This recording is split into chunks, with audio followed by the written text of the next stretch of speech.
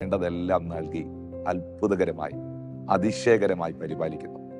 ഇന്ന് ഈ മെസ്സേജ് നിങ്ങൾ കേട്ടുകൊണ്ടിരിക്കുമ്പോൾ പത്രോസിന്റെ ലേഖനത്തിൽ നിന്ന് 1 പത്രോസിന്റെ ലേഖനം 5-ാം അധ്യായത്തിൽ നിന്ന് അതിന്റെ 6-7 വാക്യങ്ങളിൽ ബൈബിൾ പറയുന്നു, അതുകൊണ്ട് അവൻ തക്ക സമയത്ത് നിങ്ങളെ ഉയർത്തുവാൻ ദൈവത്തിന്റെ ബലമുള്ള കൈക്കീഴിൽ താണിരിപ്പീൻ. അവൻ നിങ്ങൾക്കായി കരുതുന്നവനാകയാൽ നിങ്ങളുടെ സകല ചിന്താകുലവും അവന്റെ മേൽ ഇട്ടുകൊള്ളി. നിങ്ങളെ കരുതുന്നവനാകുന്ന ഒരു ദൈവമുണ്ട്, ഓരോ ദിവസവും ഓരോ നിമിഷവും.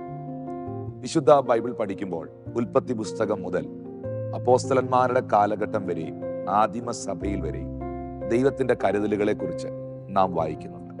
രാജാക്കന്മാരെ കരുതിയ ദൈവം, പ്രവാചകന്മാരെ കരുതിയ ദൈവം, അപ്പോസ്തലന്മാരെ കരുതിയ ദൈവം, ഇടയന്മാരെ കരുതിയ ദൈവം, ചെറിയവരെയും വലിയവരെയും ഒരുപോലെ കരുതിയ ദൈവം ഇന്നും നമ്മെ പുലർത്തുന്നവനാണ്, നമ്മെ കരുതുന്നവനാണ്. വിശുദ്ധ ബൈബിളിൽ അബ്രഹാം സഹാക്കിനോട് പറഞ്ഞു, മകനെ, യഹോവ നോക്കിക്കൊള്ളും, യഹോവ കരുതിക്കൊള്ളും. എന്നെ കേൾക്കുന്ന പ്രിയ കുടുംബത്തോട് ദൈവം പറയുന്നു, വിഷമിക്കണ്ട, ഭാരപ്പെടണ്ട. നിങ്ങൾക്ക് വേണ്ടതെല്ലാം ദൈവം തക്ക സമയത്ത് കരുതും. നിങ്ങൾക്ക് വേണ്ടതെല്ലാം ദൈവം തക്ക സമയത്ത് ഒരുക്കും. ഞാനിത് പറയുന്നതിനേക്കാളൊക്കെ അപ്പുറമായിട്ട് ഇത് നിങ്ങളുടെ ജീവിതം തന്നെയാണല്ലോ, ഇത് നിങ്ങളുടെ അനുഭവമാണല്ലോ.